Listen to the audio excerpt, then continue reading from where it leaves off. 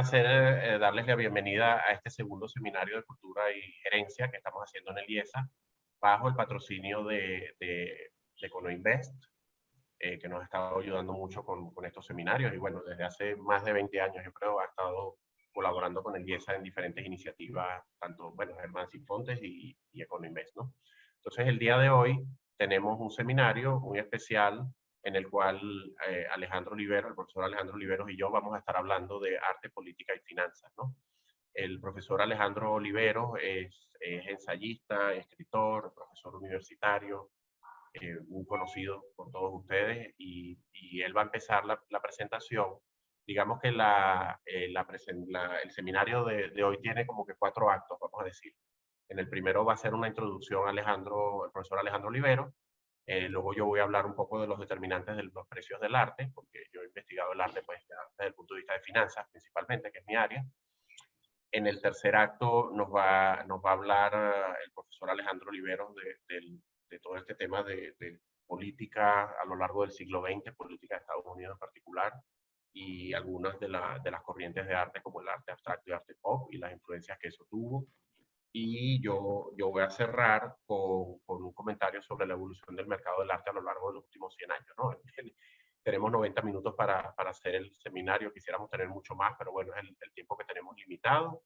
Si tienen preguntas, las pueden escribir en el chat, no podemos ofrecer que las vamos a responder inmediatamente, pero bueno, quedan ahí y más adelante las vamos a responder. Al final de los 90 minutos, si esperamos tener una sesión de preguntas y respuestas en la medida que el tiempo lo permita. Y por favor, sí mantener los micrófonos apagados. Y bueno, entonces le doy la bienvenida al profesor Alejandro Oliveros para que comience su presentación. Gracias, Urbis, y gracias a todos los amigos y conocidos y no conocidos que se han inscrito para este seminario el día de hoy sobre arte, política y finanzas, limitado, como veremos, a lo que se ha hecho al respecto con el arte abstracto y el arte pop, especialmente en los Estados Unidos, habida cuenta que el centro del mercado del arte pues está en los Estados Unidos, en Nueva York. Pero lo que vamos a hacer el profesor Garay y yo, más o menos como esos constructores de barcos que tienen toda una botella, porque es como meter este tema tan amplio, tan concurrido y comentado, meterlo en una botellita de vidrio que son 90 efímeros minutos de tiempo para hablar de tanto y de tanto interés.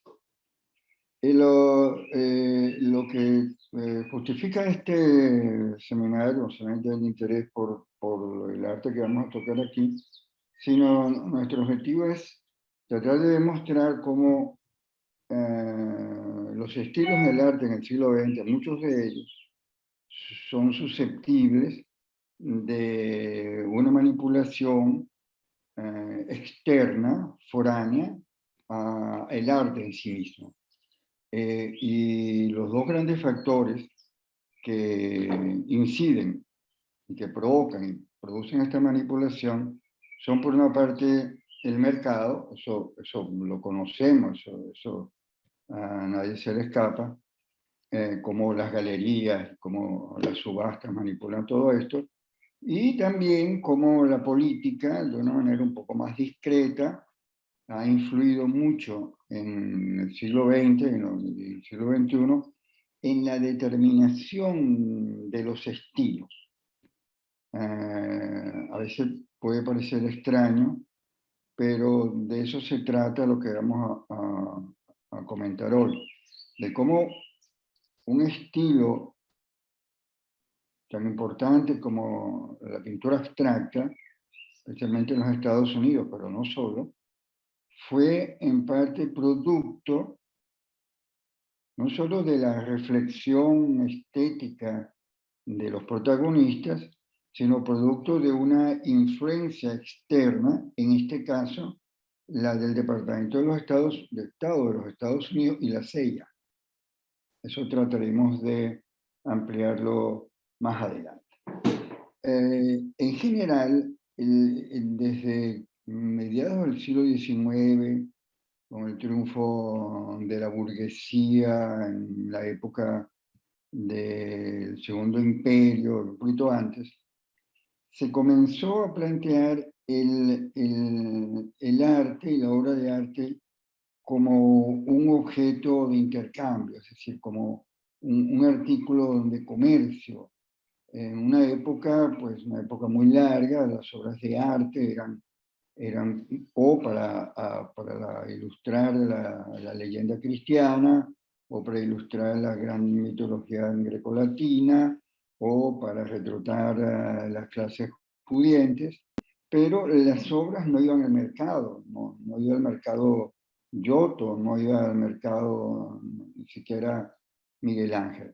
Solo cuando el monetarismo triunfa, cuando triunfa la revolución industrial, cuando triunfa la burguesía, todo se va convirtiendo en dinero y susceptible de ser adquirido por el dinero. Ya a finales del siglo XIX, el galerismo se comienza a establecer como un comercio establecido, la venta y compra de objetos de arte. Especialmente se verá al finales del impresionismo, estos jóvenes, después de pasar muchísimo trabajo, pasar mucha hambre, formar parte de la gran aventura de las vanguardias, ellos verán al final de su vida recompensados sus esfuerzos con una aceptación por parte del mercado. Lo que en los años 60, en 1860, había sido rechazado, ya para 1890 y 1900 ha sido muy bien recibido.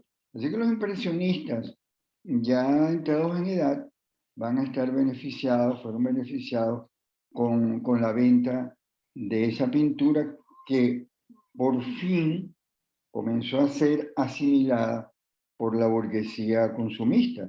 Y pintores como Renoir, pintores como Monet, podrán retirarse al campo, a tener bellas casas, a tener colecciones de arte importantes. Después, ya en el siglo XX, con un mercado de arte establecido, los marchands de arte, como se comienzan a conocer, van a modificar la percepción que tiene el público de la obra de arte.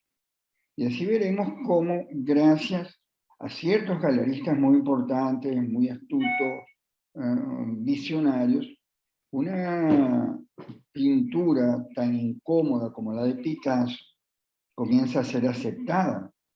Después de pasar mucho trabajo Picasso, como sus antecesoras posimpresionistas, en Montmartre, todo eso que él cuenta y describe en sus periodos azul y rosa, aquella hambre, aquella miseria viviendo en ese hueco llamado Bateau Lavoir, gracias a la astucia de ciertos galeristas, las obras de Picasso comenzarán a venderse.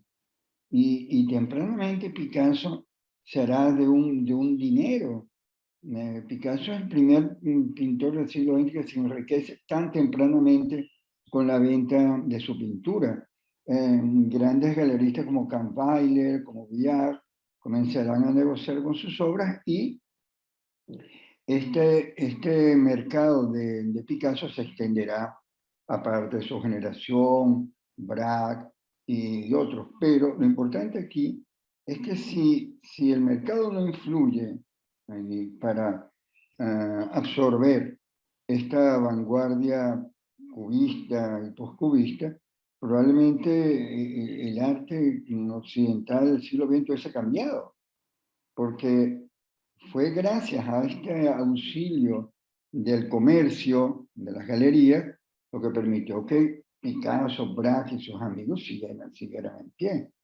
Eso no pasó con todos, muchos murieron en el camino, Modigliani, Sutin, al no conseguir un buen galerista, que se va a convertir ahora en adelante en una necesidad imperiosa para un creador. Si un galerista, pues no se va a llegar muy lejos en eso. Entonces, cada vez más, el mundo de las finanzas va a estar relacionado con el mundo del arte. Esto tiene sus inconvenientes, tiene también sus ventajas para el artista, porque el artista comienza a ser vendido y él comienza a adquirir pues, lo que merece por su dinero. Pero es aquí donde la galería comienza a ser determinante en la formación de estilos.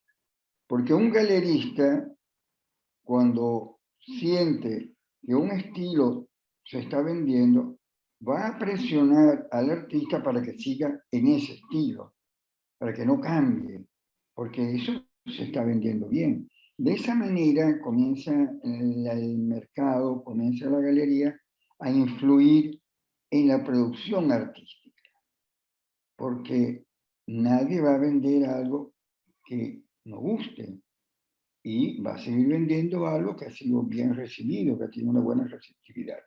Eso modelará a todo lo largo del siglo XX lo que es el arte. Cambiarán los estilos, muchas veces el cambio de esos estilos no es producto del arte, sino es producto de la influencia del mercado.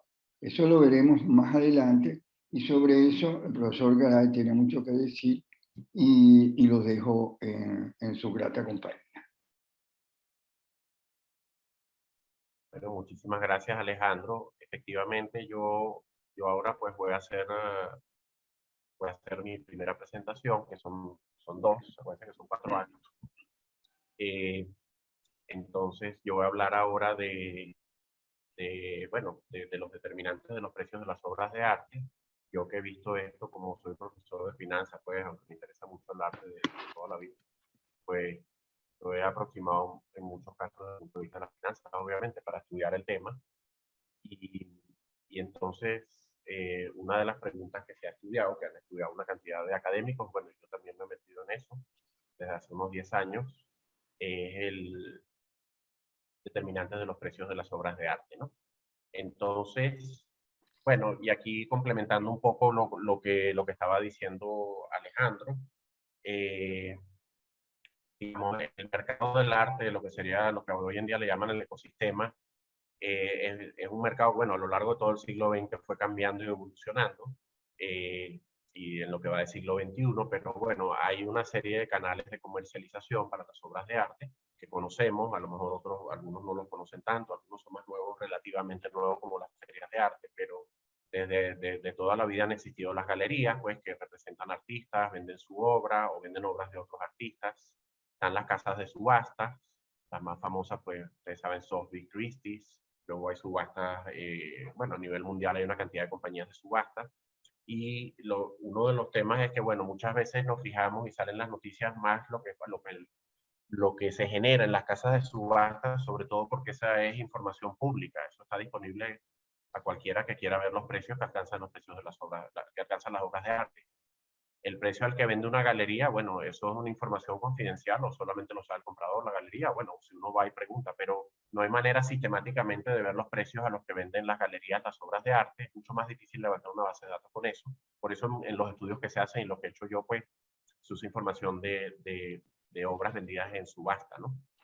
Luego están las ferias de arte, que la primera feria de arte fue la de Basilea en el año 70, pero eso ha tenido un boom en el siglo XXI, ¿no? Con la Feria de Arte de Miami, Basel, y bueno, aquí en Venezuela teníamos la FIA, que fue la primera feria interamericana o latinoamericana de arte.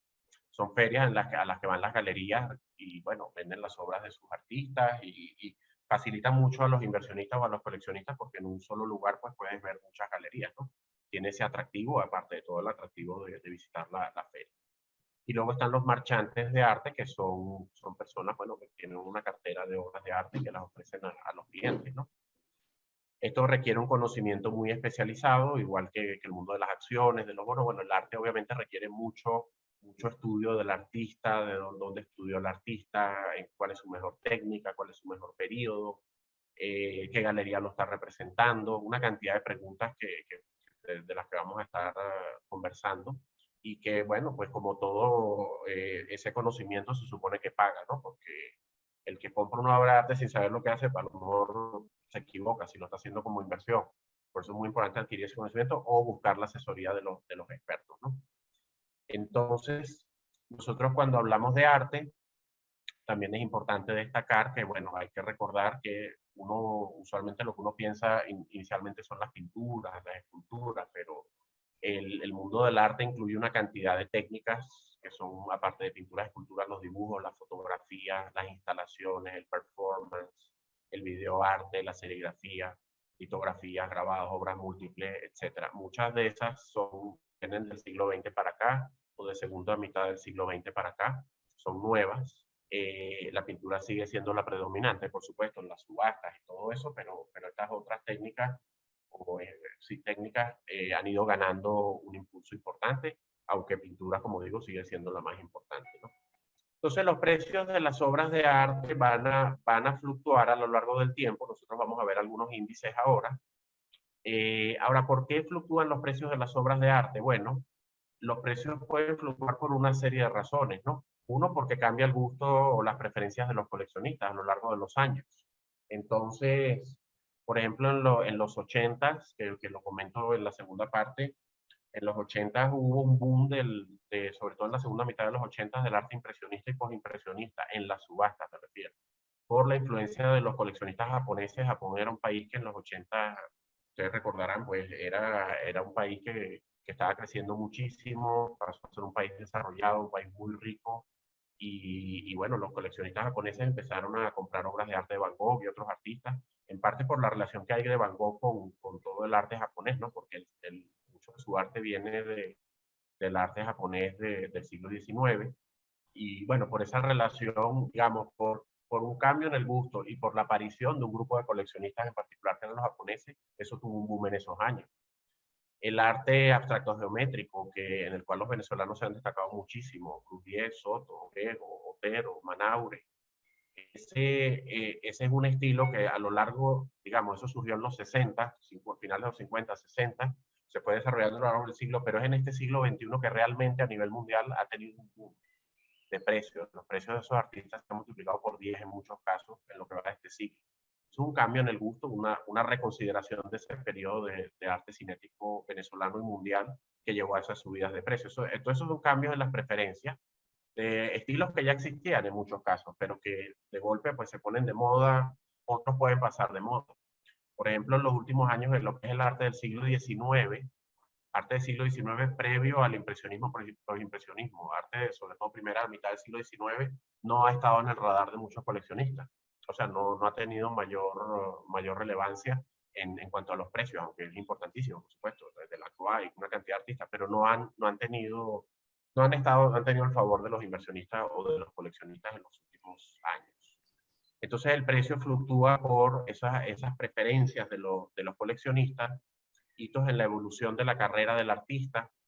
Si un artista gana un premio muy importante, si un artista tiene, bueno, la consagración máxima hoy en día casi para un artista es tener una retrospectiva en el MoMA, ¿no? Y Alejandro Olivero nos va a hablar del MoMA más adelante, algunos detalles, pero tener una retrospectiva en el MoMA es una cosa así como que lo impulsa. De los artistas venezolanos, bueno, ustedes saben que Armando Rivero tuvo su retrospectiva en el MoMA en el 2007, y eso, en ese momento, los precios de Reverón, casi que uno viendo los índices, se duplicaron por eso. Porque es poner en la palestra mundial a un artista que en Venezuela lo conocíamos, en otras partes no lo conocían tanto, y es darle su sello de aprobación de alguna manera. Y bueno, eso fue un impulso en ese momento para Armando Reverón, que era un artista que había fallecido en los años 50. O sea, es una cosa que viene mucho después, aunque ya, por supuesto, era reconocido en Venezuela sobre todo. Y luego hay variables macroeconómicas, políticas y regulatorias, pues que afectan el mercado del arte, ¿no? En general, cuando la economía va bien mundial, pues los precios del arte suben. Ahora, una ventaja del arte como inversión es cuando hay caídas en la economía, las acciones, por ejemplo, suelen caer mucho más que lo que caen las obras de arte. Las obras de arte suelen aguantar mejor las caídas de la economía. Entonces, todo eso, todas esas variables van a afectar el precio de las obras de arte. Y cuando uno ve una obra de arte específica, bueno, pues va la técnica que se usó, generalmente las obras que son en óleo, que han sido pintadas en óleo, las pinturas valen más que las que son pintadas en acuarela, Eso, claro, eso va a depender de cada artista y a lo mejor hay un artista que su especialidad es la acuarela y entonces valen más las acuarelas de él, pero en general, cuando tú ves obras de óleo, valen más que las de acuarela o lápiz, eso es lo que se ve en las bases de datos. A veces tengo discusiones con los galeristas porque ellos dicen otra cosa, pero, o no están de acuerdo en algunas, pero yo digo lo que los datos me enseñan a mí, lo que los datos me enseñan a mí de lo que veo en mis estudios, ¿no? La casa de subasta, si una obra de arte es vendida en una casa de subasta muy prestigiosa, pues suele tener un precio más alto. Eso se ha visto en los estudios que yo he hecho y que han hecho otros. Una obra vendida en Nueva York vale más que una obra vendida en otra ciudad. Algunas de estas variables pueden parecer irracionales. Entonces, ¿qué tiene que ver que se venda en Nueva York con que se venda en otra ciudad? Bueno, a lo mejor el hecho de que se venda en Nueva York le da un prestigio a la obra, le da un reconocimiento. Son variables que, digamos, a lo mejor uno puede discutir por qué eso da más valor. Lo que yo quiero decir aquí es que cuando uno ve los estudios, si se vende en Nueva York esa obra, un Picasso, lo que sea, va a valer más que si se vende en una ciudad secundaria, vamos a decir. La edad del artista, cuando creó la obra, y eso depende de, bueno, cuándo fue el momento. Hay artistas que a lo largo de su vida, a medida que va avanzando su carrera, van evolucionando y van teniendo, sus obras van teniendo un mayor precio. Por ejemplo, en el caso de Botero, que también tengo un estudio por ahí, es de los pocos artistas que sus obras más recientes valen más que las que hizo hace 40 o 50 años. Va mejorando, no sé cómo decirlo, sus obras, el mercado las va aceptando con un precio mayor. Ahora, ese es el caso contrario de, por ejemplo, de los cinéticos venezolanos, de Cruz Diez, Soto, por ejemplo, Gego. Gego no tanto, pero en el caso de Cruz Diez y Soto, sus obras, las primeras obras de ellos cinéticas de finales de los 50 y de los años 60 son las que más valen hoy en día. Las que ellos hicieron más adelante en su vida, y ellos ya fallecieron, como ustedes saben, pero las que hicieron ya en, los años, en este siglo XXI valen menos que las que hicieron en los años 60. Eso es clarísimo. Y la explicación sería un poco porque en ese momento ellos estaban en la cresta de la ola en ese momento con el movimiento cinético y esas obras han pasado a la historia por ese momento específico de tiempo. O sea, a muchos artistas les pasa que en cierto momento de su vida las obras que hicieron a lo mejor estaban en la punta de la cresta de la ola en ese momento justamente son las que más valen. Las obras que ellos hicieron más recientemente siguen valiendo muchísimo, pero las que más valen son las de los años 60. Cuando una obra está firmada suele valer más, si está fechada también. El área, los datos nos indican que las obras más grandes suelen valer más. También hay una discusión con galeristas que ellos dicen que el área no importa. Bueno, los datos que nosotros tenemos de subasta dicen que sí importa en muchísimos casos, ¿no? Las obras más grandes valen más, la condición de la obra. Hay una serie de variables que he estudiado y que hemos estudiado otros académicos también han estudiado. En particular, yo para mencionar aquí, terminar esta parte, eh, en los últimos años con otros coautores he estado estudiando el tema del color, cómo impacta el color en el precio de las obras de arte. Y hay otros colegas de otros países del mundo que también lo han trabajado, ¿no? Por ejemplo, o sea, hemos conseguido que las obras que tienen un color más intenso, aquí tenemos dos tamaños del mismo año casi, son del año 45 estas dos obras, vendidas una en Christie's, otra en Sotheby's, en años similares, bueno, 2013, 2017. Nosotros vemos que las obras que tienen un color más intenso, como esta que está aquí, y esa intensidad se mide con un software y con unos modelos, pero bueno, a simple vista ustedes pueden ver que el color es más intenso, el de la obra de la derecha. Más intenso significa más oscuro, si se quiere, tiene más intensidad, es más oscuro, la obra de la izquierda es mucho más clara. En general, los coleccionistas y los inversionistas pues aprecian que las obras, por lo menos de tamaño, no son de todos los artistas, pero sí de muchos que hemos visto, esto pongo tamaño de ejemplo. Mientras más intenso el color, más lo aprecia la gente. Eso no va a ser así para todos los artistas, pero sí vemos en el caso de él y de otros más que hemos estudiado que eso es importante. Nosotros además, esa sería la contribución creo que hemos hecho, es que esa intensidad que ustedes la ven aquí en esas dos barras de la izquierda, un color es más intenso en la medida en que este rojo, rosado, no sé qué, se convierte en rojo y llega casi hacia negro, o el azul clarito, azul más oscuro, llega casi hasta negro. A medida que te mueves hacia abajo, vale más la obra de arte. Pero lo que nosotros descubrimos es que esa relación, que sería como irse moviendo aquí hacia acá, que la obra vale más, este sería el precio que está aquí a la izquierda. Eso es cierto hasta cierto punto. Lo que nosotros hemos visto es que cuando una obra tiene un color demasiado intenso, empieza a bajar su precio. Eso es lo que hemos visto y sería la contribución, porque hasta ahora se veía como que más intenso vale más, pero nosotros hemos visto que eso es hasta cierto punto. Eso es hasta cierto punto, porque, y eso lo hemos ligado a unos estudios de psicología que dicen, mira, la gente, cuando el color es demasiado intenso, en otros estudios que se han hecho de psicología, en el mundo de psicología la gente ya lo rechaza porque es demasiado impactante en otros ámbitos, ¿no? En los colores intensos. Eso tiene implicaciones para el mundo de mercadeo, publicidad y otra cantidad de cosas, ¿no? Entonces, bueno, en eso hemos estado andando y, bueno, quería aquí hablar un poco de este tema del impacto del color y, bueno, de todas las variables o de una serie de variables en los precios de las obras de arte. Entonces, ahora le regreso la palabra al profesor Alejandro Oliveros, que nos va a hablar del tema ya de política a lo largo del siglo XX en las obras de arte. Gracias, Jorge. Sí, Me gustaría en primer lugar que pasáramos las ilustraciones que tengo aquí. Vamos a pasarlas todas y yo después igual. comencemos con la primera y sigamos con las demás. ¿Cuál Esta, es? por Tú dime cuál ejemplo, es la primera, la de Polo. la anterior, exacto. Sí, Esta aquí, vamos a ver una serie de láminas sobre de pintores y pinturas de las cuales vamos a tratar teóricamente un poco más adelante. Ya que esto es sobre pintura, vamos a ver pintura. Esta es una foto famosa del grupo de pintores de action painting norteamericano. Esta es una foto en Nueva York.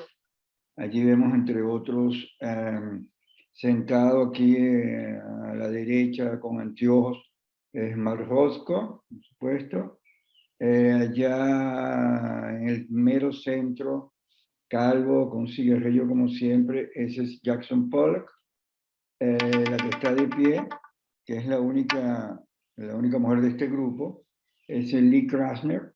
Lee Krasner, la esposa de Pollock. Y por allí, pues los demás, Barton Newman, Gottlieb. Este grupo de muchachos van a protagonizar uno de los grandes momentos de la historia del arte occidental, con su pintura abstracta, y sobre ello vamos a hacer algunos comentarios más adelante. Vamos a la próxima. En los Estados Unidos, en la pintura de los Estados Unidos, antes del triunfo de esta pintura abstracta en los años 50, había habido un intento de hacer una pintura abstracta y su mejor representante fue este neoyorquino Arthur Dove, que fíjense ustedes que ya en 1911 está haciendo unas pinturas abstractas. Todo esto antes del famoso Armory Show, que va a popularizar todo lo demás. Esto para darles una idea a ustedes de que el abstraccionismo de los años 50 tuvo sus antecedentes ya en la segunda década del siglo XX. Vamos a ver otra. De aquí, durante la próxima, durante la Segunda Guerra Mundial, va a ocurrir una migración de artistas, cineastas, escritores, huyendo de la guerra y de la persecución nazi, que se van a ir a Estados Unidos. Generalmente se fueron a Nueva York o a Chicago. Entre ellos algunos artistas ya abstractos de la vanguardia francesa, como André Masson, se va a ir a vivir a Nueva York, como André Masson también se irá a vivir en Mata, a Nueva York. Vamos a ver la próxima. Todos estos pintores, como Masson, como Mata, van a influir muchísimo en la formación intelectual y plástica de pintores como Pollock. Antes de ser el más conocido de los pintores abstractos de su generación, Pollock había trabajado en pinturas como esta, que tenemos a la izquierda, yendo hacia el oeste, haciendo una pintura absolutamente figurativa, una pintura realista, influida por otros inmigrantes que habían llegado a los Estados Unidos, a Nueva York. Y eran los grandes muralistas mexicanos, Rivera, Siqueiros y Orozco, que se fueron a Nueva York y trabajaron en Nueva York y trabajaron para el gobierno neoyorquino. Esta es la primera sección de la evolución plástica de Pollock, que terminará en este abstraccionismo radical, esto que se llamó action painting, por la manera como ellos aplicaban el color del soporte, y que en este cuadro que vemos aquí, que se llama Los palos azules, en este enorme cuadro que va a llegar a ser la pintura, esto lo sabe el profesor Gray, la pintura más costosa de su tiempo. Este triunfo del abstraccionismo del mercado estuvo, como veremos, condicionado por la política de Washington. Este triunfo del abstraccionismo, en este caso de Paul, no fue inocente, no era independiente de lo que estaba ocurriendo en la política norteamericana. Vamos a ver otra. ¿Qué pasó con este triunfo del arte abstracto norteamericano? Que fue condicionado, como veremos, por la política.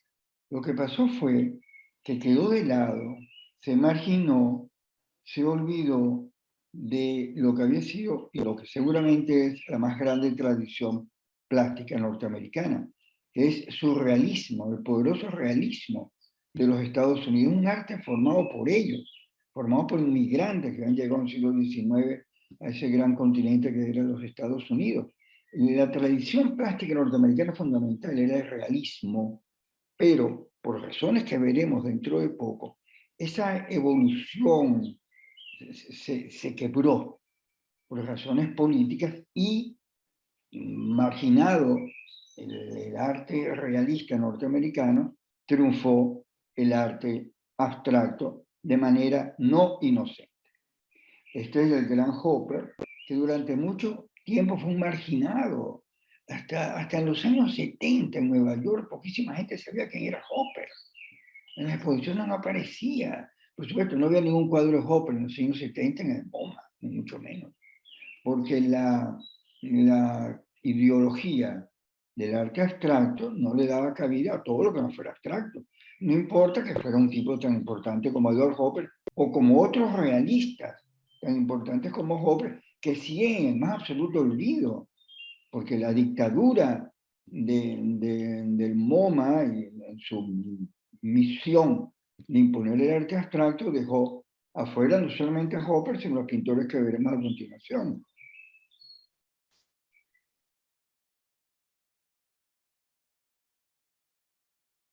Pintores como Burfield, que apenas ahora, hará unos 3, 4 años, hicieron un reconocimiento y abrieron un museo dedicado a él en Ohio. Burfield es uno de los pintores más importantes del siglo XX. La tradición realista tiene en Burfield uno de sus mejores exponentes. No solamente en este realismo socialista del año 32 y 38, sino una pintura posterior, como esta pintura casi surrealista, fantástica, La polilla y el trueno, que constituye lo mejor de su obra. Son cientos de cuadros pintados así, absolutamente extraordinarios, conmovedores, inéditos, una gran originalidad, que sin embargo siguen desconocidos porque, como les digo e insisto, la dictadura de la pintura abstracta fue radical, implacable e intolerante. Y como Burfield, le pasó lo mismo a Hope y le pasó lo mismo a otros pintores que veremos más adelante, como este que veremos aquí, que es el Gran Klein, también absolutamente desconocido por las mismas razones que se desconoció a Burfield y a Hopper. Jacques Levine es un pintor de un realismo satírico expresionista de una importancia desde el punto de vista de la evolución del arte expresionismo, tanto como Max Beckmann o Kokoschka o Nolde o Kirchner o los grandes pintores de la tradición expresionista alemana.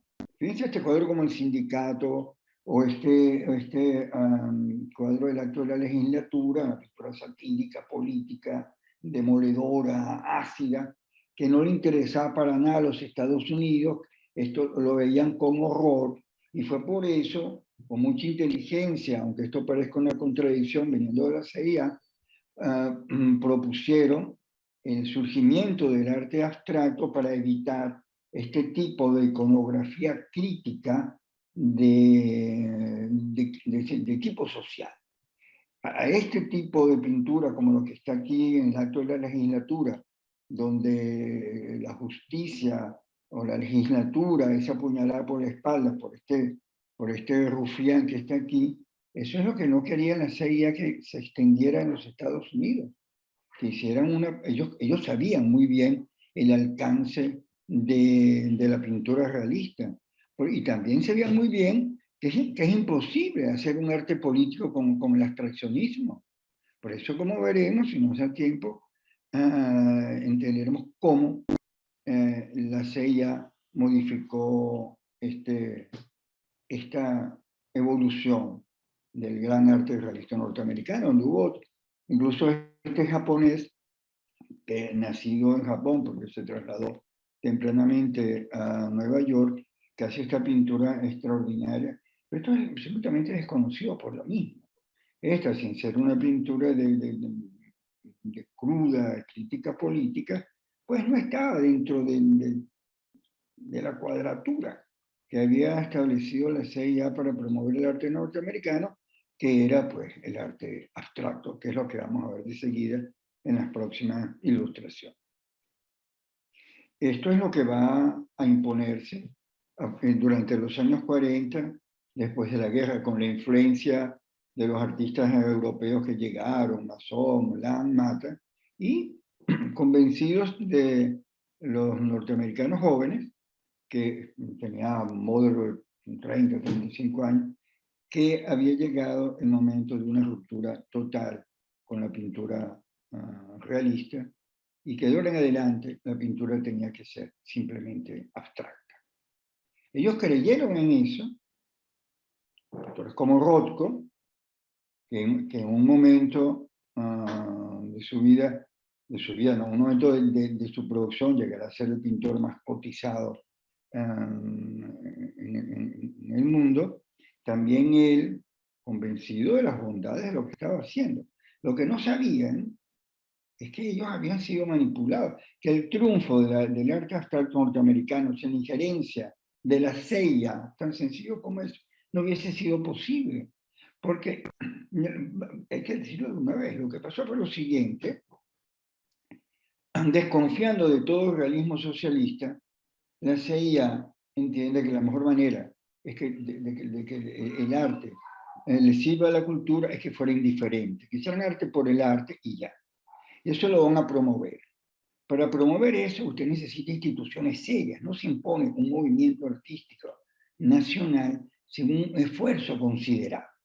La CIA tenía a su favor nada más y nada menos que el famoso MoMA, el Museum of Modern Art, fundado por la mamá de Rockefeller y otras dos damas norteamericanas. Tenía en ese momento como director a Nelson Rockefeller, conocido en Venezuela por sus inversiones aquí. Nelson Rockefeller, durante la Segunda Guerra Mundial, fue el encargado de la CIA, el ejecutivo, el funcionario de la CIA, que velaba por los intereses norteamericanos en toda Latinoamérica.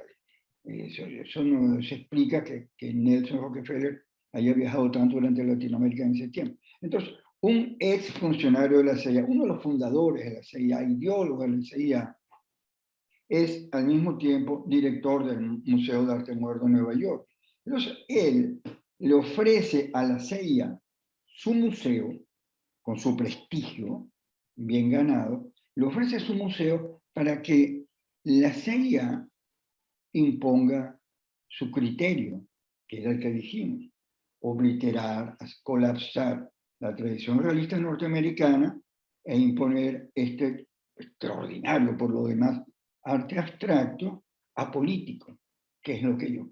Y gastaron fortunas en eso, promovieron este arte de todos estos grandes pintores que conocemos, como de Kooning, que comienza con una pintura típica de action paint y ya hacia los años 60 derivará hacia una pintura completamente abstracta. Esto, por supuesto, no era no era recibido unánimemente por la política norteamericana. El arte abstracto es un arte elitesco, no es figurativo, son paisajes, no son retratos, no son pinturas mitológicas. Una pintura difícil, muy conceptual, oscura, hermética, pero ellos no les importaba si eso lo entendían los norteamericanos o no. Ellos lo que querían era que el arte pudiera ser un instrumento, y de hecho lo consiguieron. Vamos a ver otras. Ya viene la de pop art. Exacto. Vamos a quedarnos aquí. No vamos a verlas todas una vez, porque después se me va a pasar. Llega un momento en que triunfa el arte abstracto, triunfa la CIA, el arte se exime de cualquier compromiso político, pero hacia los años 60, la sensibilidad norteamericana y occidental se cansa un poco de tanto abstraccionismo y piensan que es necesario un nuevo planteamiento artístico, que es lo que se va a llamar pop art, que va a estar igualmente manipulado por la CIA como lo estuvo. Vamos a terminar para ver estas láminas, como lo estuvo el arte abstracto. Esta vez los artistas pop no estarán siendo engañados. Los grandes artistas pop saben que la idea es difundir The American Way of Life a nivel universal, y saben que cuentan con el patrocinio del gobierno norteamericano, especialmente de John Kennedy, que veía en estas formas de arte pop una expansión de su idea de una nueva frontera de todo esto. Aquí vemos a los grandes abstractos, aquí Warhol, con Lichtenstein, con Klaus Oldenburg, con Rauschenberg, y aquí abajo es una bellísima foto donde aparece Warhol con Rauschenberg, y aquí con el sombrero, como siempre, al gran Joseph Beuys, el gran artista norteamericano. Vamos a ver en las próximas. Esto es lo que lleva Rauschenberg a la Bienal de Venecia en 1964, y por presión de los Estados Unidos, el jurado vota a favor de Rauschenberg. Primera vez que un norteamericano era premiado y reconocido a ese nivel por la Bienal de Venecia. El cuadro de al lado ya lo hace como un homenaje a Kennedy, fue el cuadro, la pintura más cara de su tiempo, hace poco pagaron 80 millones por él. Vamos a ver la otra.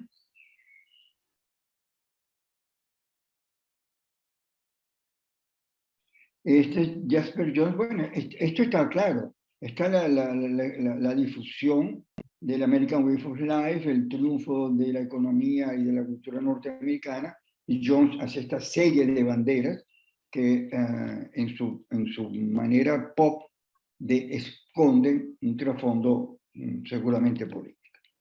Vamos a ver la próxima.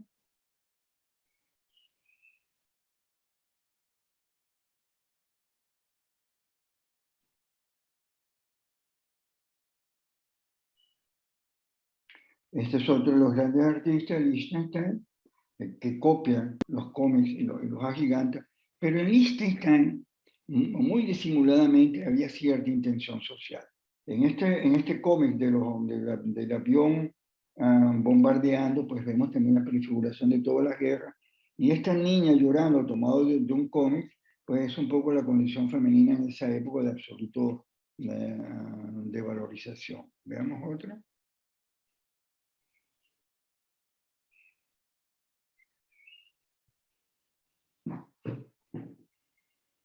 Esto es lo que más se conoce del arte pop. Esto es el gran Andy Warhol. De hecho, nos hablará el profesor Garay de los precios de Warhol, y de hecho, el 5 de mayo, en una exposición, una subasta en Christie's, se va a subastar una obra de Warhol que probablemente llegue a 200 millones. El profesor Garay nos hablará de eso. Esto es la difusión de la cultura norteamericana a nivel mundial. Esto no es un arte político, pero es un arte que está politizado, está intencionado y manipulado por la CIA. La próxima. Este es Wasserman, de la Escuela de Chicago, lo mismo. con cierta ironía o no, porque la vida opulenta y consumista norteamericana. Y para terminar,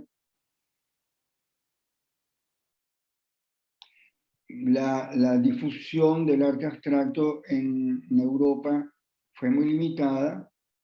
Se conoció en Alemania, no se conoció mucho en Francia, sí en Inglaterra y sobre todo en Italia, donde tuvieron grandes pintores pop como este gran Mario Schifano, que sigue un poco ese modelo de Warhol y todo lo demás. Bueno, ahora los dejo en compañía del profesor Gray, para que nos explique muy bien qué es lo que es.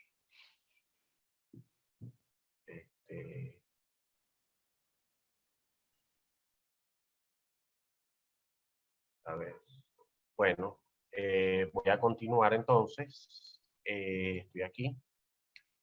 Bueno, complementando un poco al profesor Alejandro Oliveros, él nos habló más de, claro, de la relación del surgimiento del arte, sobre todo abstracto y pop art en Estados Unidos, desde la segunda mitad del siglo pasado y relacionado con las variables políticas. Yo voy aquí a complementar, pues voy a hablar un poco de hitos, algunos hitos del mercado mundial del arte en los últimos 100 años.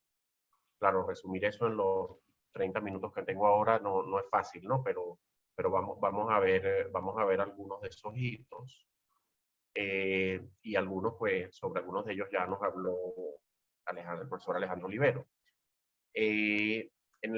Y como, digamos, estamos poniendo el énfasis en Estados Unidos porque uno por la relación de las variables políticas que comentó el profesor Olivero y otro porque, bueno, ustedes lo saben, pues Estados Unidos, sobre todo ya a partir de la Segunda Guerra Mundial, se convierte en la primera potencia del mundo a lo largo de todo el siglo XX, ¿no?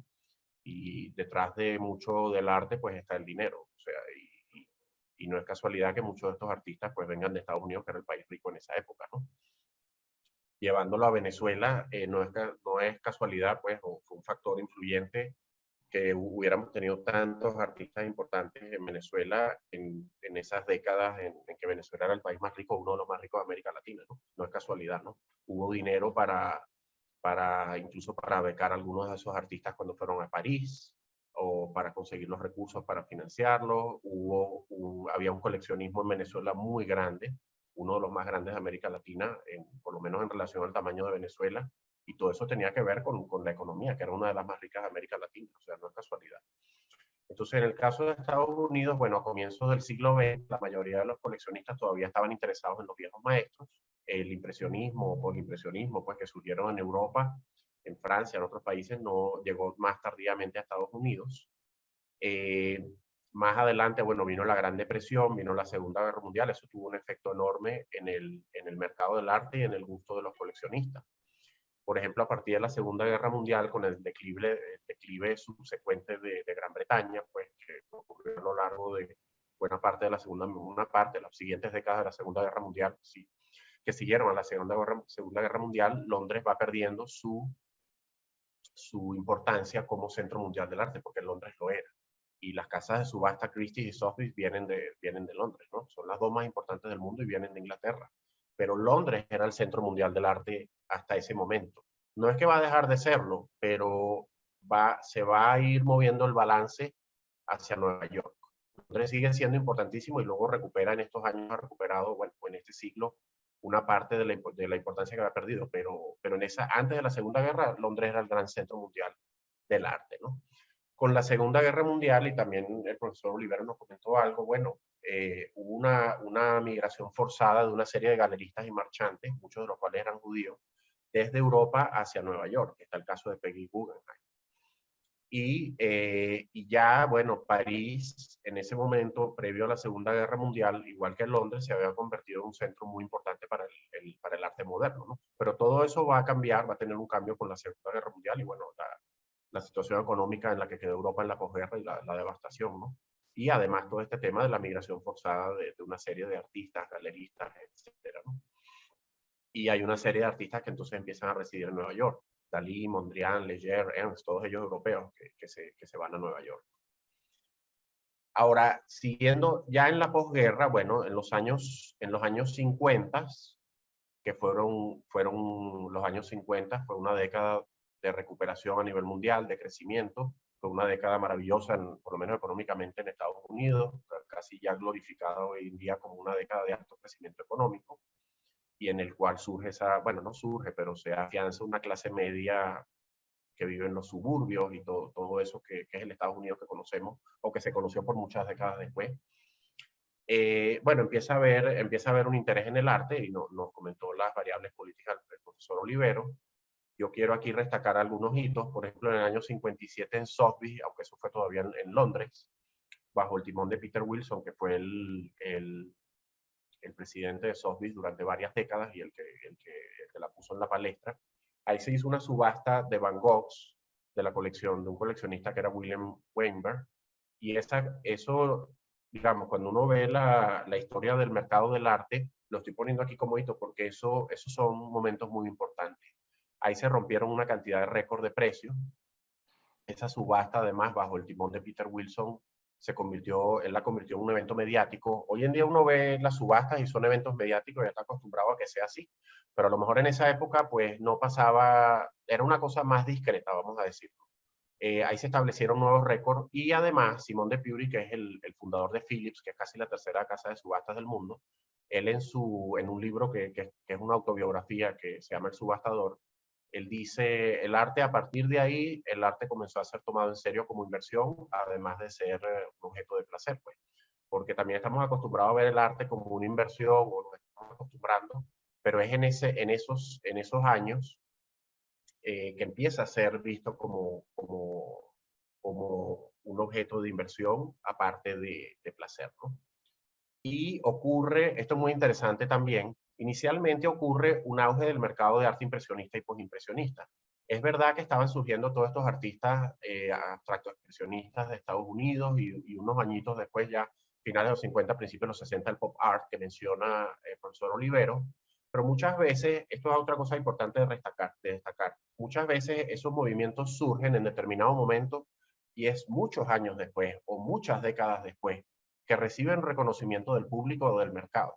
De hecho, bueno, imagínense, el caso más patético sería Van Gogh, ¿no? Que apenas vendió un cuadro en su vida, ¿no?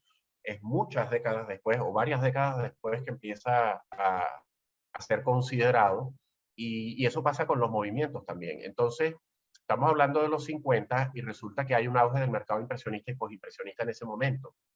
Más allá del gusto de los coleccionistas por esas obras y de los inversionistas, una característica muy importante que tenía, y esto desde el punto de vista de inversión, era que las obras inversionistas y postimpresionistas son más difíciles de falsificar, porque tú tienes tú tienes ya, no son obras que se habían producido o se habían pintado hacía siglos, sino que esas son obras que bueno, tenía unas cuantas décadas o una cantidad de décadas, pero se podía rastrear quién era quién era la galería que las había pintado, se podía rastrear todo eso. Un minutico aquí, ahí está la llave. Ah.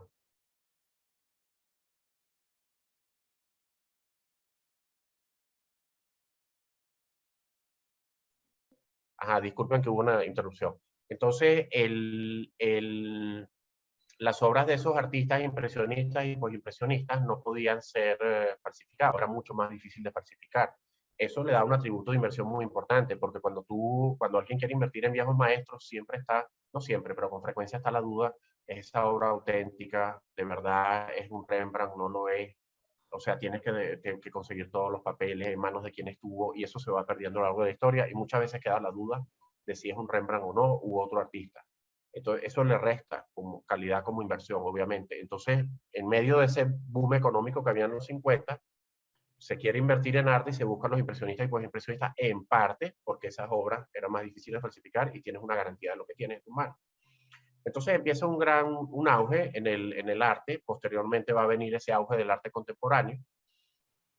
El gusto, según algunos autores aquí, Spanhers, Goetzmann y Mamonova, el gusto va cambiando. El gusto, esa es una de las variables que mencionamos inicialmente, que afecta a los precios de la obra de arte, es la situación económica, es el gusto de los coleccionistas, es la situación política. En el caso del gusto, ya en esa época empieza a caracterizarse por una apreciación de imágenes complejas que son cada vez más abstractas, cosa que antes no era apreciado en el caso de Estados Unidos. y bueno, se va reconociendo como un activo financiero. Otro hito, varios de los hitos importantes ya en los años 60, en el año 64, Sotheby's, que era una casa y sigue siendo una casa de subastas inglesa, adquiere Park Bennett, que era la casa de subastas más importante de Estados Unidos.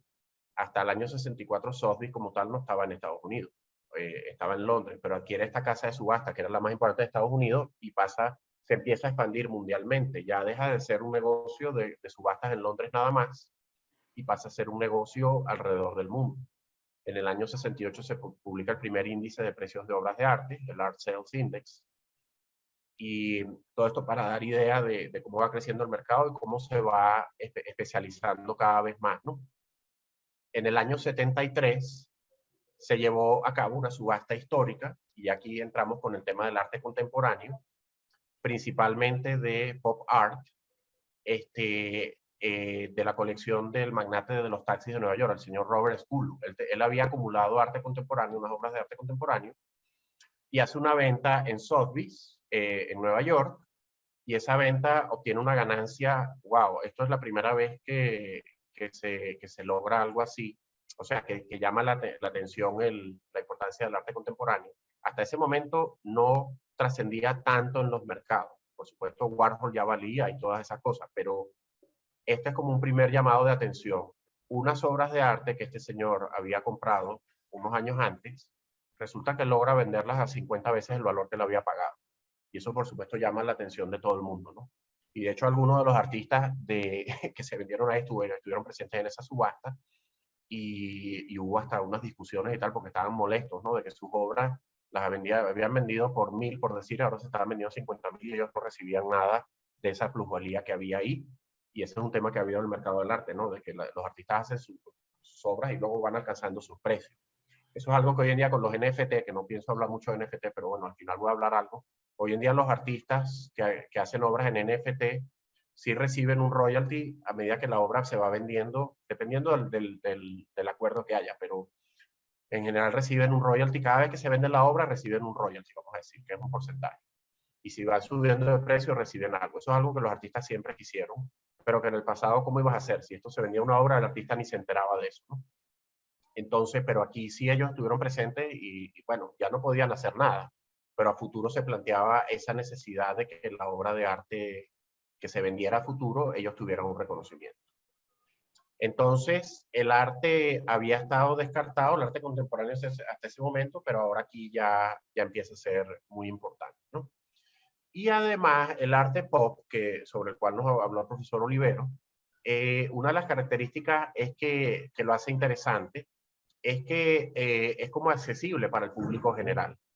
La gente entiende más que es un arte pop. Puedes estar de acuerdo o no con que un cuadro sea una lata de jugo de tomate, pero por lo menos la gente entiende algo de eso, comparado con algunas de las obras de arte abstracto, más abstracto, vamos a decir, de Pollock y tal, que alguna gente la gente no lo entendía. Otro tema importante, otro hito importante, porque esto va avanzando. En el año 74, el Fondo de Pensiones de Ferrocarriles Británicos invierte en arte. La primera vez que un fondo de pensiones, eso hace ya casi 50 años, invierte en arte. O sea, ya se está viendo como un activo de inversión, que como todo activo de inversión tiene ventajas, desventajas, ¿no? O sea, no es que esto sea impecable. El arte tiene, bueno, se aprecia con el tiempo, depende del estilo, luego vamos a ver unos índices, puede tener caídas. En el caso de Venezuela, como decía Carl Crispin en un mensaje que nos mandó ahí, y yo justo acabo de publicar un artículo, bueno, hace unos meses, sobre el mercado de arte venezolano, aunque eso llevaba años siendo revisado en una revista, finalmente salió, pero tiene datos del año 69 hasta el 2014, y ahí vemos cómo hubo periodos de alzas muy importantes, pero obviamente los últimos años fueron muy malos, ¿no? Porque la crisis económica de Venezuela inevitablemente ha impactado el mercado del arte. Ahora, ahí está clarísimo en el caso de Venezuela, que los artistas venezolanos que lograron ir al exterior, que su obra fuera reconocida en el mercado mundial, sus precios se han mantenido. Los artistas venezolanos, y hay varios premios nacionales ahí, que tenían un público de coleccionistas principalmente venezolanos, esos son los que más han sufrido los precios de sus obras de arte. Por la crisis, porque la base de coleccionistas que estaba en Venezuela, pues digamos, si la economía ha caído 80% casi desde el 2013, imagínense como el mercado del arte, igual que el mercado de bienes raíces y otros bienes y otros mercados han sufrido, ¿no? Entonces la parte económica afecta los precios de las obras de arte. En los 80s, ya una de las características, esa fue otra década de boom de la economía en los países desarrollados, en Europa, Estados Unidos, Japón, en los países en desarrollo fue una década mala, fue la década perdida, pero en los países desarrollados destaca el caso de los japoneses y ahí se logran, en la segunda mitad de los 80 se logran una cantidad de récords y fue un periodo, uno de los periodos alcistas más importantes que ha habido en la historia, ¿no? Y en ese caso con los japoneses por detrás en particular. En los años 90, ahora el arte contemporáneo, a veces, digamos, otro tema aquí es qué es arte contemporáneo. Eso es una discusión porque la palabra contemporáneo significa que tiene que ser arte que se está haciendo ahora, ¿no? Entonces, ¿qué es arte contemporáneo? Bueno, históricamente se definía como arte, por décadas se definió como el arte producido en los años 70 para acá. Pero ya hoy en día hay Sotheby's, Christie, algunas están empezando a cambiar el criterio porque ya los 70 son 50 años atrás, ¿no? Entonces, arte contemporáneo es más de los 90 para acá, depende de cómo lo definas, ¿no? Pero en los años 90, lo que se llamaba arte contemporáneo, que era el arte producido en los 60, 70, hasta ahí, hasta de los 60 a los 90, pues ya empieza a ser la parte del mercado que más crecimiento tiene. Vemos otra vez más cómo es décadas después o años después de que un movimiento surge, que empieza en muchos casos a tener ese auge, ¿no? Y entonces a finales del siglo XX se van estableciendo récords cada vez mayor, con cada vez mayor frecuencia. Los museos, que siempre fueron compradores importantes en las subastas, otra característica es que este siglo ha quedado fuera, porque los precios que alcanzan muchas obras, los museos que tienen donaciones y tal para comprar obras de arte no pueden pagar 100 millones de dólares por una obra de arte, ni siquiera unas decenas de millones, o sea, no pueden. Entonces la mayoría de los museos, bueno, salvo excepciones, van quedando fuera, pero eso es importante recordar que ellos eran participantes importantes en el mercado en el siglo XX. En el año 2000, en el mercado del arte hubo un escándalo porque Christie y Sotheby's fueron demandados y, bueno, fueron encontrados culpables de ponerse de acuerdo para fijar las comisiones. Ellos cobran una comisión por la compra y venta de obras, que, bueno, a lo largo de los años ha ido subiendo, pero, digamos, hoy en día es como 25% de comisión hasta $100,000, luego baja un poco y tal. Pero el tema es que, bueno, ahí fueron llevados a juicio y encontrados culpables de hacer colusión de precios para ponerse de acuerdo para subir las comisiones. Y bueno, eso fue un escándalo y tuvieron que pagar unas multas inmensas y bueno, fue un escándalo en ese momento. En este siglo XXI, bueno, digamos, en este resumen de los minutos pues, que tengo, está el tema de las ferias de arte como que ya vienen del año 70, pero es un fenómeno ya mundial. Por supuesto, con el surgimiento de Internet, pues aparecen las subastas en línea, que ya antes de la pandemia existían, pero la pandemia obligó, como las subastas en línea, claro, siempre tenían el estigma de que ahí se vendían obras más baratas y tal. ¿Cómo vas a vender un cuadro de 100 millones de dólares online? La verdad es que eso no pega, ¿no? Pero la pandemia y el 2020 y estar en la casa todos encerrados obligó a todos y a la casa de subasta. Ellas ya venían con subastas en línea, pero de obras no tan caras, pues, a hacer ya obras que se vendieron en decenas de millones de dólares online. Y ya eso quedó ahí. Y bueno, de todas maneras, el mercado hoy en día, que luego vamos a ver un video de una venta de una obra en subasta, el mercado hoy en día,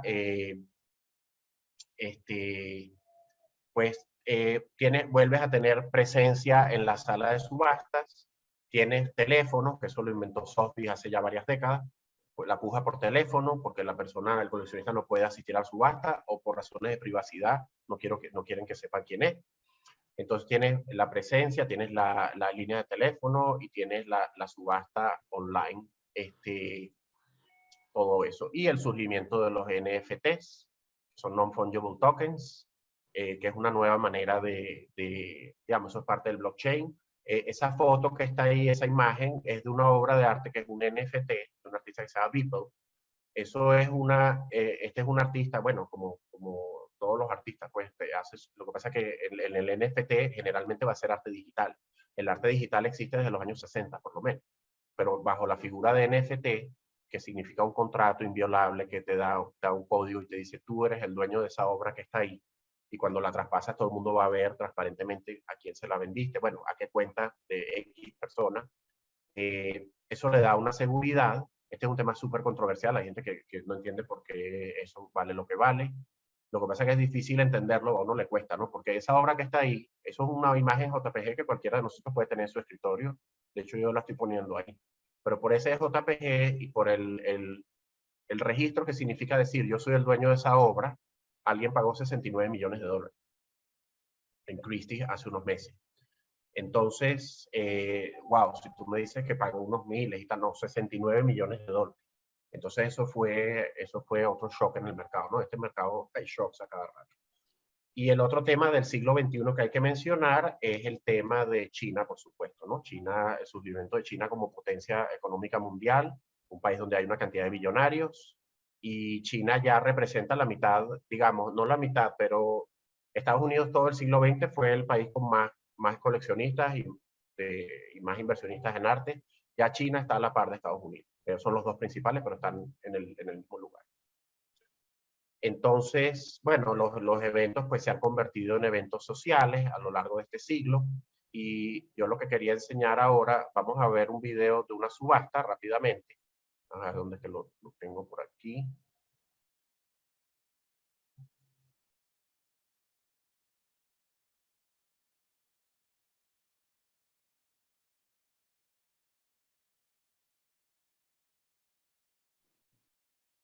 Esta subasta, eh, esta subasta fue de una obra de Picasso, se vendió en el año 2015, en ese momento alcanzó el récord.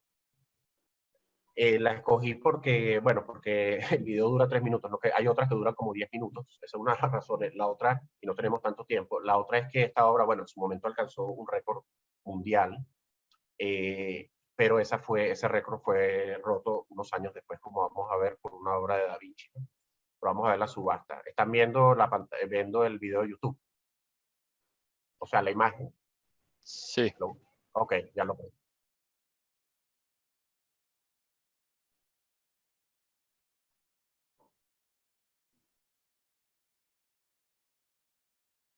Pero no tiene sonido, Urbi.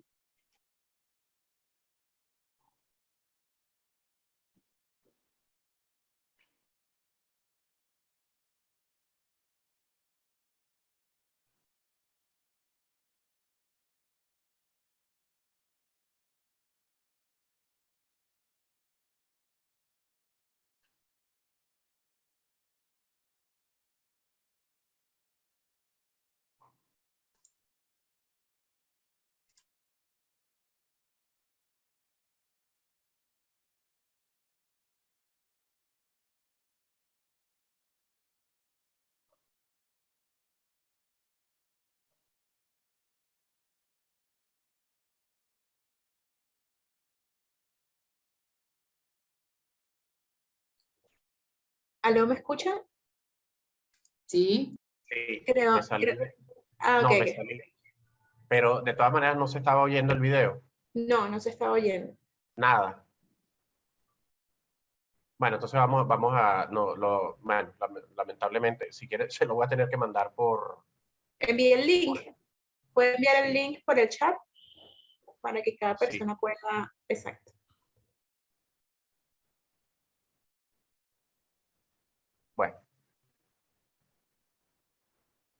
Bueno, disculpen. De todas formas, bueno, ese era un video, entonces ahí se ve, bueno, ese es un video de una subasta, ahí se los estoy mandando para que lo vean. Y pues, ¿cómo es la puja? Pues esa obra en ese momento alcanzó el precio más alto, que fueron como $180 millones, un cuadro de Picasso muy importante. Pero eso fue en el 2015, 2 años después, vamos a hablar ahorita retrocedo aquí, pero después de 2017 se rompió el récord, que es el récord actual, ¿no? El récord actual de una obra en subasta lo tiene esa obra de Leonardo da Vinci, el Salvatore Mundi, que se vendió en Christie's en Nueva York en el 2017, hace 5 años, $450 millones. Son $400 millones más la comisión. Pues el precio de martillo es 400, más la comisión de Christie's, 450 millones. Esa es la obra más cara vendida en subasta hasta ahora, y la verdad es que va a ser difícil romper ese récord. Lo que pasa es que para que un óleo de Da Vinci salga en subasta, eso pasa cada varias décadas. Es muy raro. Óleos de Da Vinci hay muy pocos, no sé si hay veintitantos, y la mitad están en museos. Entonces, que si hay dos en el Hermitage en San Petersburgo, está la Mona Lisa en París, en el Louvre y tal, pero hay muy pocas. En manos privadas hay menos todavía. Entonces, bueno, no es de extrañar que el artista o el genio más importante de la humanidad prácticamente haya alcanzado ese precio siendo un óleo. Ahora, el tema aquí es que, no sé si ustedes han seguido la historia, pero hay dudas serias sobre la autenticidad de la obra, que de verdad sea de Da Vinci. Creo lo que hablábamos antes de los viejos maestros, que en los años 50 los americanos que empezaban a tener dinero, les gustaba el arte impresionista y pues impresionista como inversión, en parte porque tenían una confianza de que esas obras venían de la galería tal en París y tenían eran más difíciles de falsificar. Esta no es que sea una obra falsa, lo que pasa es que hay dudas, o sea, es posible que sea del taller de Da Vinci, pero no la pintó Da Vinci, o él pintó una parte pequeña nada más. Además, luego fue restaurada y la restauración, de verdad, bueno, los especialistas dicen, yo no soy especialista, pero los especialistas dicen que, o sea, el tema de las restauraciones es complicado, pero casi que cambiaron la figura en algún momento. O sea, es demasiado, no sé, es como que alguien que se pone demasiado Botox, o sea, por poner un ejemplo. Esto se nota demasiado. Bueno, el tema es que el jeque del Medio Oriente que compró esta obra, pues tiene este paquete, ¿no? Porque pagó ese precio y hay dudas sobre la autenticidad de la obra. De hecho, a finales del 19 hubo una retrospectiva de Da Vinci en el Louvre, en París, justo antes de la pandemia, muy afortunados los que pudieron ir a ver esa retrospectiva, y el Louvre de París no aceptó esta obra para ser exhibida, lo cual es, imagínate, una bofetada, porque el Louvre te está diciendo, o creo que les decía, lo más que podemos hacer es poner atribuido a Da Vinci, pero no podemos poner que es de Da Vinci. Pero bueno, eso como un detalle, ¿no? Pero esa es la obra más cara vendida en subasta. Hay obras que se hacen en ventas privadas, no sabemos los precios necesariamente, porque el mundo privado, si lo vende un marchante, eso no es público. Ahora, si hubo una venta privada que compró un gerente de un hedge fund que compró dos obras, una de ellas fue de Kooning, que nos habló Alejandro Olivero sobre de Kooning, dentro de ese expresionismo abstracto de los años 50 y tal, en Estados Unidos, y esa alcanzó 300 millones fuera de subasta, es la obra más cara fuera de subasta, pero esas dos tienen el récord, ¿no? Entonces, aquí yendo para atrás, bueno, el arte contemporáneo, ya en los minutos que me quedan, unos 5 minutos, el arte contemporáneo, pues sí, en los últimos 25 años, si ustedes comparan este índice que hace ArtPrice, ha ido subiendo más rápidamente que el arte en general. El arte, de hecho, el impresionismo ha tenido años que eso no sube. No se crean que eso está subiendo siempre. El año pasado fue muy bueno, fue excepcional. Pero hay veces, aquí ustedes ven el arte general del 2015 y tal para acá, más bien ha tenido unas bajas, una pequeña recuperación al final, que es, en los tiempos de la pandemia se recuperó el mercado del arte. Sí, no es que tuviera unas bajas dramáticas, pero sí hubo bajas importantes. En la crisis del 2008-2009, cuando quebró Lehman Brothers y la crisis del mercado inmobiliario, todo eso, sí, la bolsa cayó mucho más, el arte aguanta un poco mejor, el S&P cayó un 60%, esto cayó un 30%, algo así, el arte. Y el contemporáneo más, ¿no? Por cierto, el contemporáneo es como, ha dado más rendimiento, pero tiene más fluctuación, como es de esperar en finanzas, pues, tiene un poquito más de riesgo. Aquí hay, bueno, hablando del arte pop, comparado con el barroco, cubismo, otros estilos, como en esta charla, bueno, Alejandro nos habló del arte pop, bueno, pues también tuvo un auge muy importante a finales de los 80 y luego esto llegaba hasta el 2006, previo a la crisis del 2007 también tuvo un auge enorme. Todas estas tendencias de arte contemporáneo pues han tenido auges importantes. Yo casualmente, porque hay muchos estilos y yo escribí un paper con unos coautores, con Germán Molina, Gabino Puglione y Enrique Terhorst, que nos están, bueno, esperemos que lo publiquen este año, pero ahí hicimos varias cosas, pero trabajamos con el arte pop. Teníamos ahí 63 artistas, 27.000 obras vendidas en subasta, Y bueno, hicimos el índice que complementaría al anterior que llegaba hasta el 2006 por ahí. Bueno, de allá para acá, bueno, digamos, hubo esa alza impresionante hasta el año 2006-2007 y luego hubo la caída de la bolsa. Estas son varias especificaciones del índice que estamos haciendo. Y de allá para acá ha estado más o menos estable. El arte, a lo mejor a alguien le parece un sacrilegio estar hablando de arte y finanzas, ¿no? Pero porque estos son obras de artistas y tal. Pero las obras de los artistas a veces suben, a veces bajan, hay periodos largos de alzas, hay periodos de bajas. En este momento el año pasado, los años de la pandemia han sido muy buenos, de los mejores de la historia. Y alguien pensaría, bueno, pero en plena crisis mundial, ¿por qué sube el arte? Bueno, igual que los inmuebles y las acciones, no es igual, pero parecido. Ha habido una liquidez mundial gigantesca, la tasa de interés es bajísima, la gente no sabe dónde invertir el dinero, hay toda la cantidad de dinero que ha lanzado la Reserva Federal. En 2 años la oferta monetaria de Estados Unidos ha crecido casi 40%. Por eso está habiendo inflación, ¿no? La tasa de inflación más alta en 40 años. Entonces la gente, igual que está comprando inmuebles en Estados Unidos y estaba comprando acciones, ahora sí están sufriendo las acciones este año, pero también una parte de eso se ha dirigido al mundo del arte, ¿no? Entonces rendimientos espectaculares en el caso del arte contemporáneo en particular. Ya para ir terminando, cuando nosotros vemos aquí los récords, según el profesor Boesman, por cierto, por aquí tengo el libro en el que él se basa, que es el The Economics of Taste. Este es un libro de un autor, Ray Tingler. Este es un libro que yo compré usado porque es del año 61. Lo compré en Amazon. Ese es un libro que es muy importante para los estudios porque te trae más de 200 años de récord de precios. De ahí sacas tú esto de 1701, 1713 y tal. Un estudio muy bueno que se hizo para retratar precios de obras de arte vendidos a lo largo de la historia, los últimos 300 años.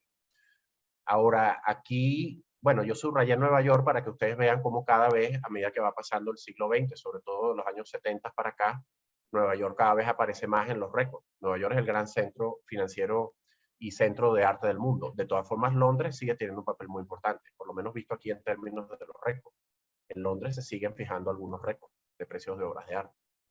Años 70 se fijó la primera obra que se vendió por arriba de $1 millón en esa época, que fue una obra de Velázquez. Y bueno, ahí tienen los récords. Esto llega hasta el 2013, que fue un Francis Bacon, pero luego vimos 2015 fue Picasso, ha habido otros récords. Y bueno, el mayor récord, ahí sí quedamos parados 2017, fue esa obra de Da Vinci, ¿no? Va a ser difícil superarla, en algún momento supongo que será superado. En el caso del arte contemporáneo, pues estos son los récords, ¿no?, de los últimos 30 años. Kiefer Basquiat, que es un artista muy importante, de Nueva York, Jeff Koons, tienen Peter Deutsch, Jeff Koons, Basquiat, esos son los artistas, y ya una obra de arte contemporáneo ha pasado de los $100 millones, que es ese Basquiat 110 millones. Hablando de arte contemporáneo, pero ya más de los 80 para acá, ¿no? Porque la que vimos de de Kooning era de los años 50. Entonces, el arte contemporáneo ha tenido un boom espectacular este siglo. ¿Qué va a pasar en los próximos años? ¿Quién sabe? Van a ir surgiendo nuevos movimientos. Más que nuevos movimientos, como les digo, movimientos de las últimas décadas o de tiempos recientes, que ahora los vemos como algo esotérico, tal, probablemente empiecen a ser vistos con otros ojos dentro de unos años o décadas. Así ha sido el mercado del arte. Muchas veces tarda un tiempo en reconocerse o en que los gustos adopten ese cierto estilo, ¿no? Hay artistas como Damien Hirst, hablando de arte contemporáneo, un artista británico muy famoso, que tiene hizo estas obras este es un tiburón en formol, que se vendió en $14 millones. Esto es una calavera que está cubierta de diamantes. Este es un caso curioso porque esta obra vale, nada más que en diamantes, vale $50 millones. Nada más que en diamantes. Aparte se vendió por un precio un poquito mayor que eso, no, una cierta cantidad mayor. Pero bueno, este artista, lo que quiero ilustrar es, bueno, el arte, igual que las acciones, igual que todo, esto sube, a veces baja. Este es un artista que, según este índice que hizo The Economist, previo a la crisis del 2007, imagínate, pasó de 100 a 1100, o sea, en 10 años se multiplicó por más de 10, pero luego tuvo una caída como de 60% en unos pocos años.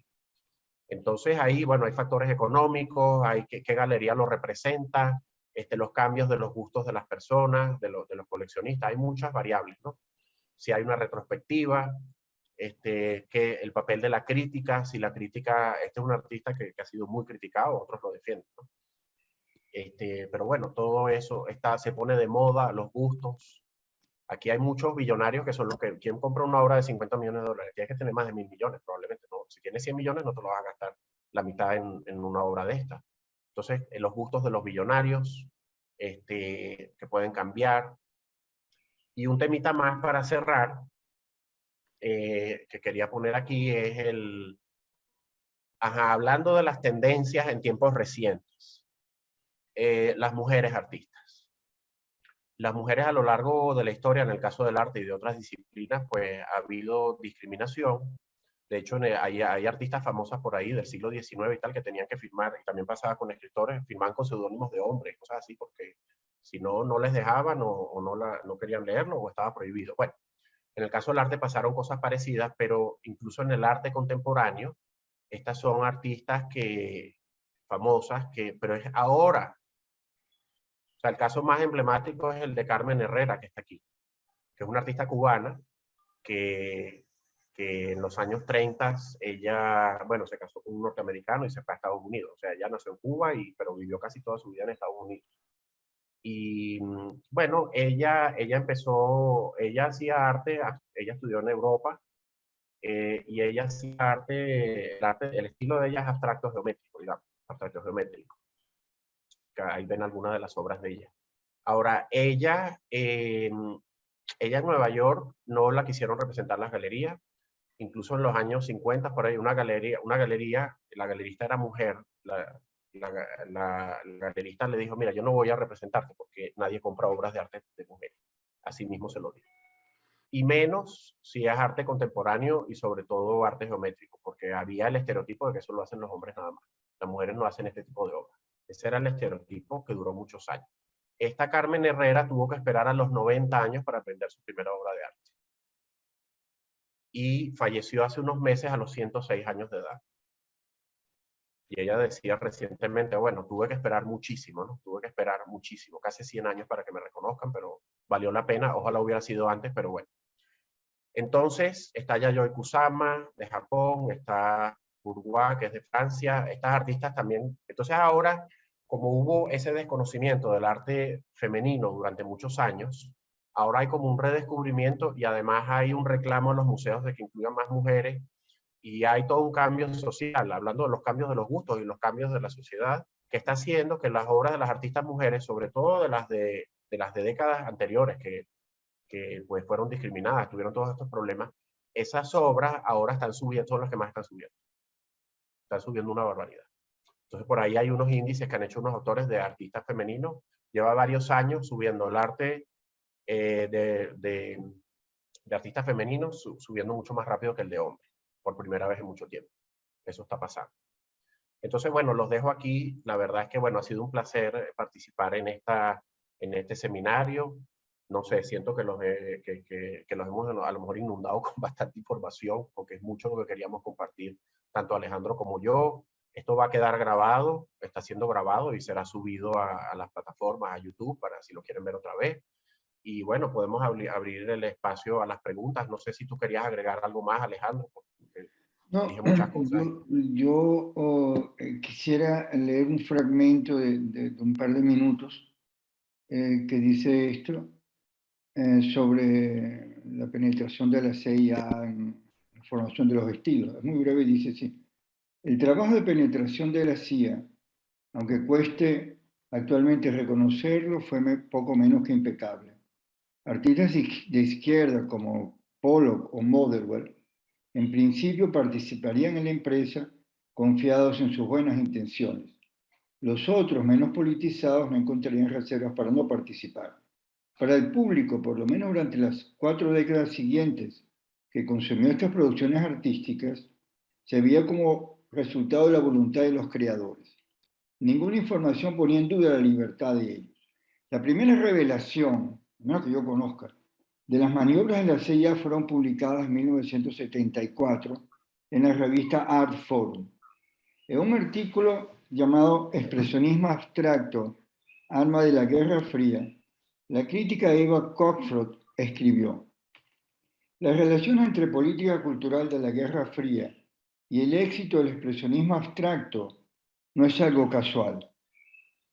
Fueron conscientemente creadas en aquella época por parte de algunas de las figuras más influyentes que controlaban las políticas de los museos y que abogaban por una táctica ilustrada en la Guerra Fría para seducir a los intelectuales europeos.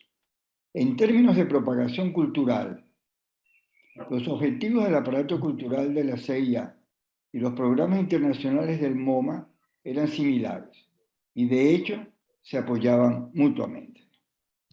Esto para terminar, y ahora pues sí. Bueno, entonces, no sé si tienen alguna otra pregunta. Bueno, qué bueno que nos acompañaron el día de hoy. Y bueno, muchísimas gracias por estar aquí. Gracias a Econoinvest también que está patrocinando estos seminarios. Y bueno, próximamente tendremos el siguiente, ¿no? Este fue el segundo.